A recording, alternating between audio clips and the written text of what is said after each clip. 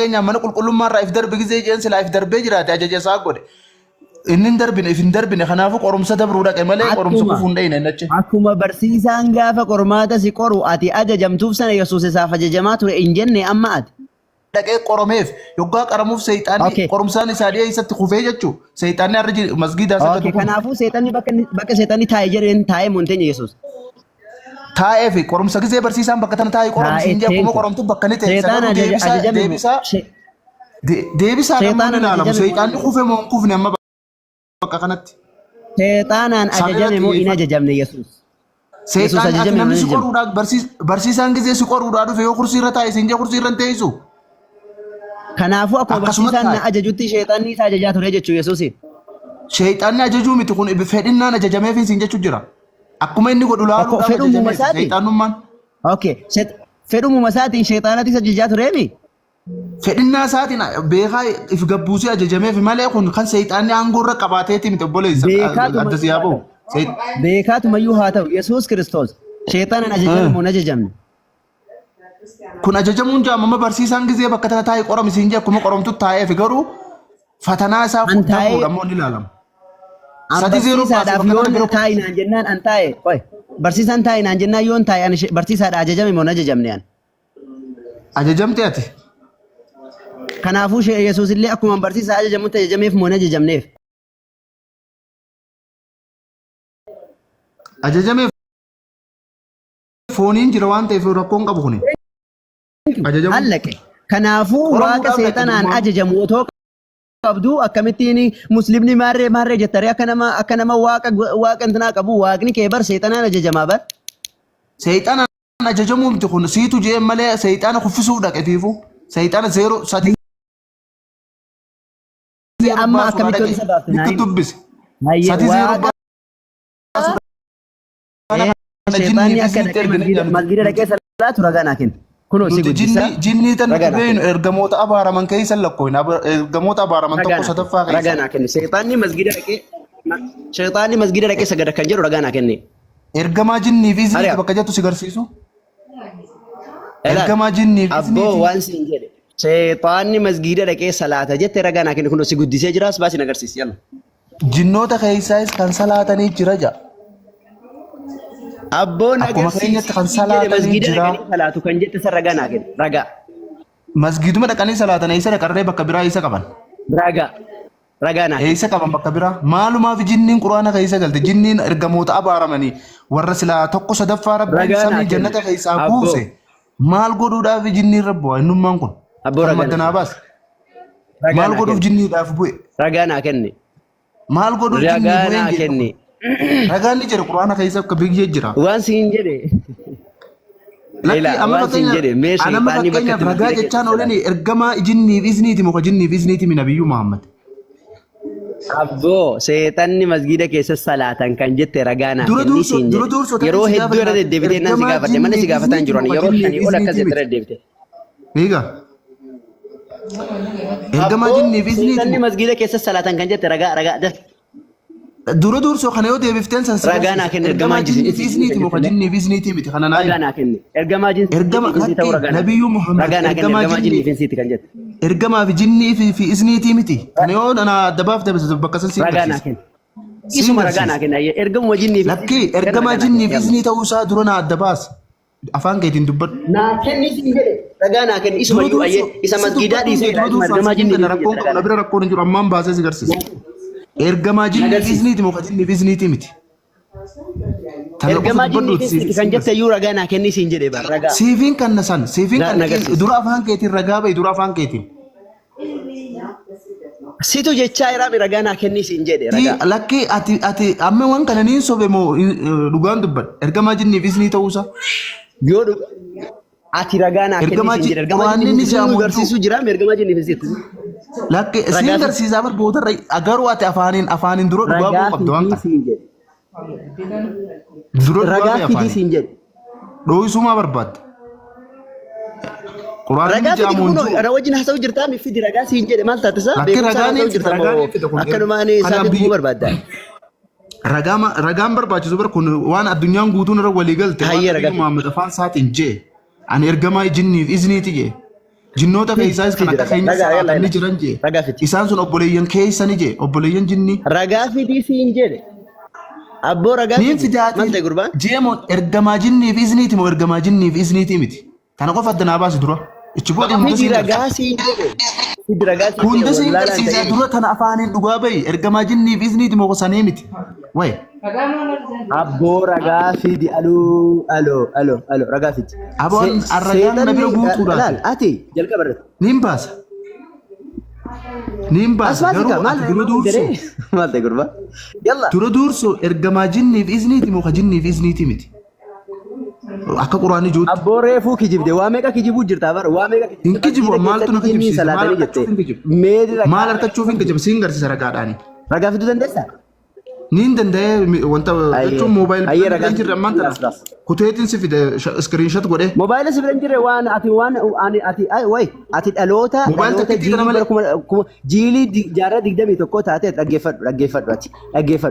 Jiilii jaarraa 21 taate moobaayilii yoo biraan qabu laaptooppii yoo biraan qabu maali ati dhiira miti waan haasoftu irratti moobaayilii si barbaachisa ati dhiira miti nama baratee miti barattee naa wajjin haasawuu dhufteemi. طيب ما رجع مالي موبايلنا برنجرو يرو هاسوت موبايلين سبرنجرا يرو رجع باسو موبايلين سبرنجرو أفوفا كيسان كان دبني بر فلان أتي سجل كبرتي مسلم جنين سلاتوني سيطاني واقع كيو أسيفتشي أوفته غارا قباب بافته أتشي قدي بوفته ناسا قدي جتيني قدو دربادو اتي أجاجات ورته كوچ بديگي لسيسا تورته واقع كيو كوچ بديگي لسيسا تورته مال لا واقع جنين سجدو بليسو duru dursoo quraana kee qoradhu gad fageenyaan qoradhu quraanni numaatu ergamaa jecha ergamaa kabajamaati jaa yoo barbaachisaa ta'e jecha ergamaa kabajamaati malee jecha allahaatii miti inni nu jecha allahaatii miti jecha allahaanis rabbii miti allahaanis shayxaana maatiin imaama keessa gabbaramu keessaa isa tokko. Dhaggeeffadha ayyee quraanni jecha tokkoffaa jecha Allah miti jedhee lammaffaa Allahan seexana jedhe dhagaa Allahan seexana kan jedhu quraana keessaa naa baasi kunoo si guddisee ammallee dhagaa yaa jamaa Allahan seexana kan jettu ragaa naa baasi. Allah jechuun maatii nabi Muhammad wantoota gabbaraman keessaa yookaan waaqtolfamaa nabi Muhammad keessa gabbaramu keessaa isa tokko haganda kaanii dhabamsiiseeti hamataa maatii ofii kana exaggerate godhee ol mul'isee dhagaa kaabaa hundatti tolchee lafa kaa'e jechuudha. Kana qabatamaan irra gaasii dhaggeeffadha beekumsa isaallee kiristaanillee waan barsiisa. Ayyee Allahaan seexana kan jettu ragaa naaf kunoo si guddisee ustaaz Muhammad bira si kaa'ee jira. Mee ragaa naa kenne Allahaan seexana kan jette. Maatii nabi Muhammad Liisa buusi minaamin obsaa jol ragaa naa kenne Allahaan seexana jette ragaa naa kenne.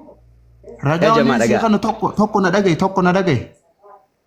Tokko maqaawwan nabiyyoota isa dura jiran ka injiil keessa jiru hunda ni jijjiire fakkeenyaaf Muusee godhe isaan booda dhufee rabbii jedhi ragaa naa kenne si kadhadhe ragaa naa kenne.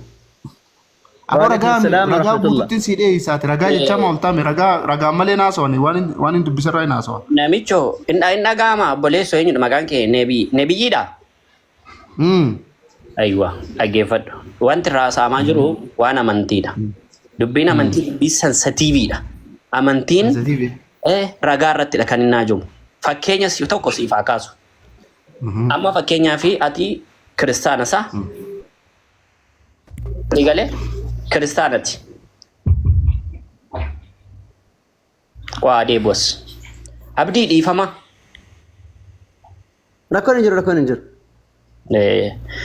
Isatu akka malee dhufee naanii. Laalaa sirriidha. Dhaggeeffadha obboloonni kiristaana. Yeroo hedduu isin agarraa miira keessa galtu. Miira keessa hin galiinaa. Amantii amantanii jirtan kuni unuuf kijibadha amantiin keessan. Kan keenyallee isiniif kijiba. Hin beekna kana. Isa kan keessanii dhugaadha jettanii amantan sana. Kan keenya immoo soba jettanii isa amantan kana akkuma isin amantii sana jaallattan nuti illee amantii kana jaallanna. Ofii keenya jaalala amantii waan qabnuuf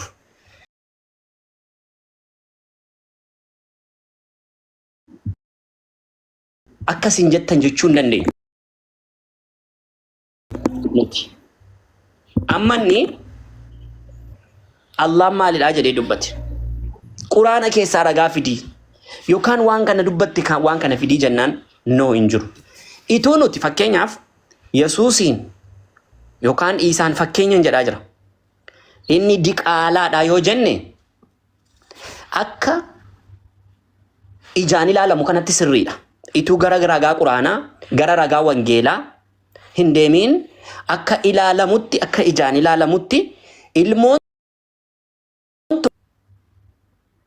ituu kaane akkas jenne akkam isinitti dhaga'ama. Nutuu hin jennu malee sababaa nuti hin jenneef Rabbitu quraana keessatti waan kana nun barsiisne bifa kanaan Nabi Muhammad salawaatu rabbii wa salaamu alayhi warra isin maqaa meeqa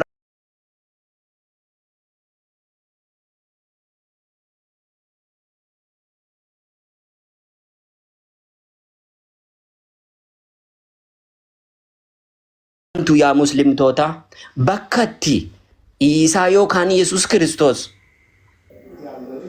haadha qofaarraatii sababaa argameef inni ilmoo haadhaa waamamudha yookaan ilmoo haadhaa waamamu jechuun beektu diqaalaadha bakka jedhu fidaa yoo nuuqan lafa finnu hin qabu quraana irra hin jiru hadiisa irra hin jiru quraana irra kan jiru kabajaasaa quraana irra kan jiru ulfinasaa sababa isa kanaaf waan isin jettan hin jennu isin yeroo hedduu Nabi Muhammadi dubartoota meeqa duuka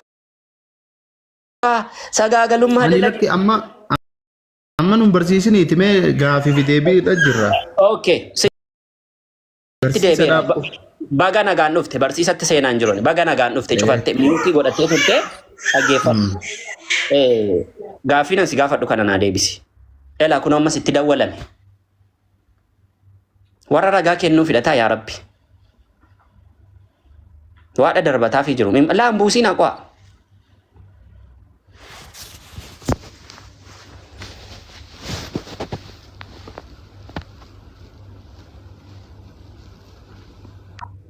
Mee suuraa 81 waa'ee 81 itti deebita qoy dhaggeeffadhu.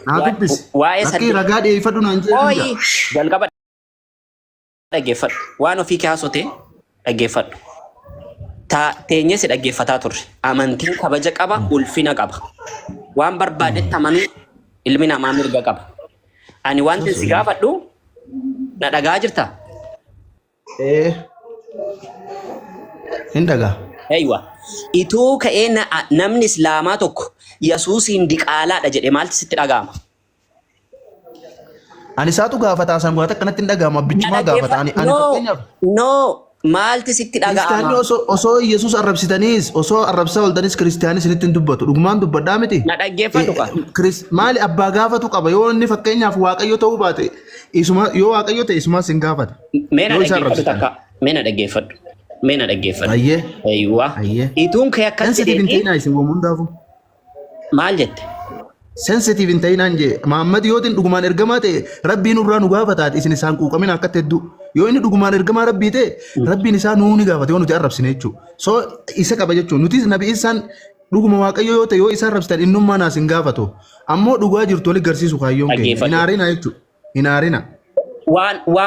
Waa hunda rabbitti nama gaafataati. Ituu namni ilmoo kee morma kuteetii waaqatti laattee dhiista. Sun seera biyya lafaa jiraami seera biyya lafaatii wal gaafanna. Seera ittiin bulmaataan qabu amantiin keessan. Ni qaba. Okay. Seera ittiin bulmaataa keessatti. Nama waaqayyo tuqe irratti harkaan fudhadhaan jiru amantiin keenya. Dhaggeeffadhutti deebina. Seera ittiin bulmaataa keessatti. Seera kaayef no kiristaana siin hin jenne wangeelli waan jedhen qabu. Ibiddatti akka gubatu kaayef. Biyya lafaa irratti murteen itti murtaa'u hin jiru? Hin jiru murteen biyya lafaa irratti itti murtaa'u maaltu jira ree? Waaqayyo isa gaafate yoo nama fakkeenya waaqa tolfamaa ka'ee waaqeesse. Akkuma ka'eessanii jechuudha. Waaqayyumaan na gaafata malee anuma ka'ee waan fedhetti waaqeessuu hin danda'a. Nuti waaqa tolfamaa waaqessinaa? Kaabaan dhagaan sun maal inni? Okay, nuti kaabaa waaqessinaa?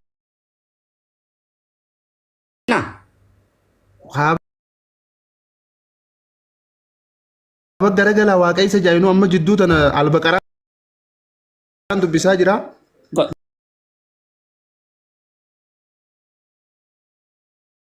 Al-Baqaraan guututti biyya jirtanirra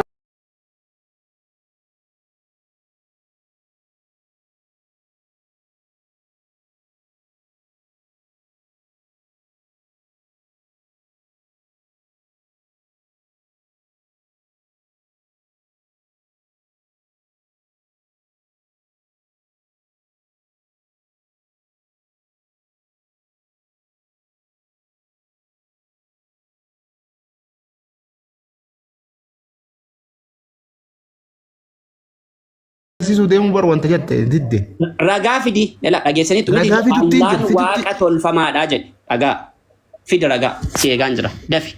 Ragaa jechuun amma fakkeenyaaf Fakkeenya tokko hin barbaadu ragaa fidi. Fakkeenya tokko ittiin barbaadu. Ragaa bakka isaan kiluu barbaadu. kajuun beektaa Ingiliffaa keessa kiluu Waan fe'e. or the indicator of something. Ragaan barbaadaa jira. Quraana moo hadiisaan? Dafi. Bakka isaa. Quraana. Quraana boqonnaa meeqa lakkoofsa meeqa? Suuraa Dafi. 81 suuraa 81 lakkoofsa 19. Okay, Allah waaqa tolfamaadha dha. Jechuun indikeetari kiluu jira kiluu. Jechuun hin qabu Allah waaqa Jechaa tolfamaadha jedha. jechatti na eegin gaa jechaa miti deem bakka san naa dhaqe. Eenyudha kan Allah waaqa tolfamaadha? Bakka san dhaqiin jee. Eenyudha kan akkas jedha namoota? Namoota kan akkas jedha. Mee waan hin amma jedhe kun ragaa dhiyeeffachuu hin dandeessu si arge si hin danda'amu ragaa dhiyeeffachuun. Amma Wantuma erguu dide malee dhiyeeffachuu dadhabbiidhaan. haasaa ammaa sonne kana waliin adda baanaati.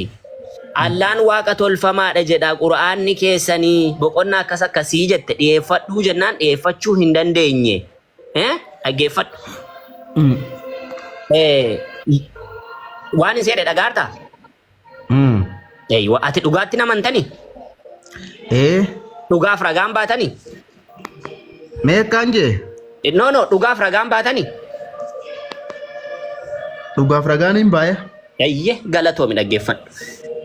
Qur'aana warra muslimootaarra achii booda bakka tette baneessin agarsiisaa dhaggeeffadhu. Bakka tette baneessin agarsiisaa qur'aana boqonnaa 81 lakkoofsa 19 irra Allaan waaqa tolfamaadha kan jedhuti jira jette. Ani immoo baneessin agarsiisaati waan hin jedhii kakadhu jedhe jettee kakatta. Bani dura eegatu bana No, hin kakatta. Siifin bana rakkoon qabu. Siifin bana. Lakki anuma kiluu siin jeeteen jira kiluu agarsiiftuu jecha agarsiiftuudha ichira dhaabbadhee ibsaan an kan nurra dhaabbanneeti. No.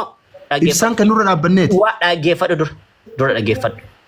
Allaan waaqa tolfamaadha jette mun jenne. Jedhe. Jette. Sani ragaa bal'inaan siif fiduu nan danda'a. Qoy. Allah waaqa tolfamaadha kan jedhu quraana irra jira mun jiru akka ati jettetti. Ni jira. Hadiisaa fi quraana irraas ni jira. Eeywa quraana irra ni jira. Sa quraana irra ani siifin baasaati. Rabbiin waaqni inni tokkichi kana booda. Ela dhaggeeffadhu. Gudeeda koo keessaa ilmoon baasin rabbi nama seensu quraana irra jiraa jedhi kakadhu. Maqaa Yesuusiin kan cabe haa ta'u hafuurri ati irratti dubbachuu jirtu kun. Akkas akkamitti jaba? Ela dhaggee agartanii ela kijiba. Kijiba agartanii. Kijibni hin jiru obboleeyso. Kijiba jettee waan kolfiteef miti. Mee kakadhu. Maaltu kitaabni keenya kitaabni injiil maal jaaseete waaqattis lafattis hin kakatinaadha jaa hin kakatinaa jaa. Een keessan haa ta'u lakkiin keessan lakkii haa ta'u jaa. Hin sobu kitaabni. Dhaggeeffadhu. Bakka dhaggeeffadhu. Eeyyeen keessan eeyyee haa ta'u lakkiin keessan waaqatti hin kakatina ofii keessanittis hin kakatina jaa kitaabni qulqulluun. Ammataa keessatti hin kakatu. Sobduu. Kakachuun hin jirtu maaltu na kakachiisa. Sobni kakuun keessan ka shayxaanaati. Ka ijoollee jinniiti malee kakuun keenyaa miti nuti ijoollee waaqayyooti. Ijoollee waaqayyoodha. Ani ijoollee jinniiti miti hin kakadhu. Ati ijoollee waaqayyoodha. Ani ijoollee waaqayyooti. Eenyurraas dhashe waaqayyo. Hafuurarraa na dhalche anumaa. Hafuuraan dhalatte? Kanaaf wanni adda nu godhu. Warri waan hafuuraa kan warri kun gogummaa dhaja hafuurri isaaniif. Warra namanni warra jinniitiif. Waa'een hafuuraa gogummaa dhaja. Nuuf ammoo ijoollummaa waaqayyooti ittiin harkanne hafuura kanaan. Ilma waaqayyooti. Kana booda ati tokkoffaa gaafa akka ilmoo namaa tokko ragaatiin namatti haasa'uu dandeessi. Ragaa waan ragaan barnaa qol dhiyaachuu dide viidiyoodhaan naa dhiyaachuu dide akkatti ergan hin beeku kana beekuu dhabuun ammaas qaanii miti bar. Dhaqeen sii bana kayooti kakatte dhugaadhatte. Banuu maati duuba maaltu na kakachiise hin kakatina ja'a bakka hin kakatina ajuu siin garsiisa. Kijibduu dhakaati. Hin jiru kaa hin kakatu osootiin waan namaa balleessumaan ja'a leen kakatina ja'a kitaabni maali. Abdul Fattah ragaa baasii fi namootatti agarsiisna akka namittiin kun kijibduu yookaan sobduu taate itti agarsiisna. Bani Abdul Fattah. Bani. Baniif qoy. Daqiiqaa tokko na eegaa bilbila lama. Agarsiis koppii linkii godhaa. Yookaan Abdii ati bani. Hundi keessan. Abdii. Atumtuu baniif rakkoon qabu. Ayye. Maal haa banuuf? Kun waan nama jedha dhageessettanii Allaani waaqa tolfamaadha. Bakka jedhu Quraanaa boqonnaa 81 lakkoofsa 19 irra jira jedhe. Baniif nutti agarsiisa. Hawaasaaf ibsina malee kan saami. Ayye. Bakka guddisiin ol guddisiin akkaan dubbisuu danda'utti. Isichachi dhaggeeffataa hartu sana mi'uut godhadhu. Iyyee.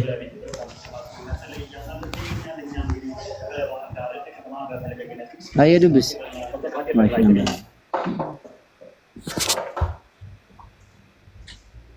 Dubbisi gurbayyoo. Ayyee. 19 akkas ja'a. Dhugumatti ija inni quraanni kun jecha ergamaa kabajamaatii ija. Amma gaa isin quraana wannitti amantan. Quraana wannitti amantan ergamaa rabbiitiif Allaan waaqa tolfamaadha jettanii sila. Bayi dhaggeeffadhamu. Allah waaqa tolfamaadha jedhaa kun. Qooyi gaasittiin himuu deema jechi kun jecha ergamaa kabajamaatii ija. Dhaggeeffadhamu. Maal haasaan? Jecha ergamaa kabajamaatii ija. Silaa quraanni jecha rabbiiti jettanii amantan. Jecha Allah jedhamee amanama. Dhaggeeffadhu. Inni kun Ismaa'iluun neemma bakka kanatti. Dhaggeeffadhu. Waaqni sun ni jira inni sun. Ati wallaalaadha yaaki? Wallaalaa miti isaa jechi kun jecha ergamaa kabajamaatii jechuu jira. Gadi buusaa yaa kun horiidha. Horiiti mana kana seene. Buusi gad. Suuraa horii isinii qaba suuraa baqaraati suuraan horii hiika Osoo keessanii. gadi hin buusin qoya ustaaz. Aboo maal maata kan fayyadu? Ustaaz buusin. Ayye aboo ayye. Hedduu akka inni xannisu uummanni hundi arguun bareedaadha. Hedduu xannisaa hedduu afuufaa. Kijiba daangaa darbee akka inni kijibu baga argee manni. Ayyee galatoomi. Neetwoorkiin na buusee ture silaa saawwa jalqabnee abdii wajjinii. Ahmed. Oo.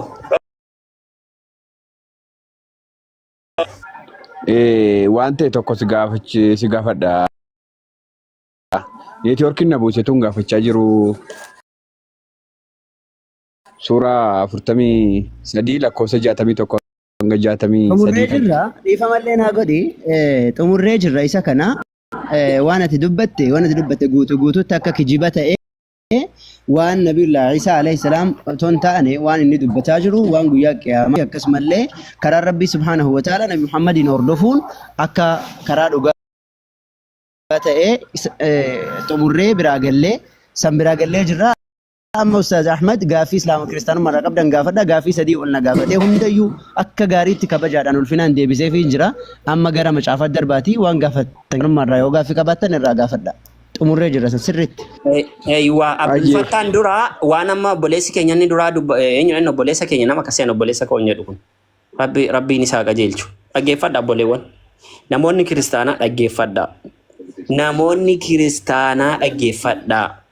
Islaamummaa salphisna jettanii akkan salphanne. Maaliif Islaamummaan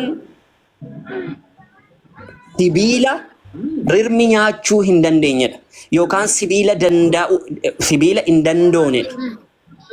Jabaataadha akka malee.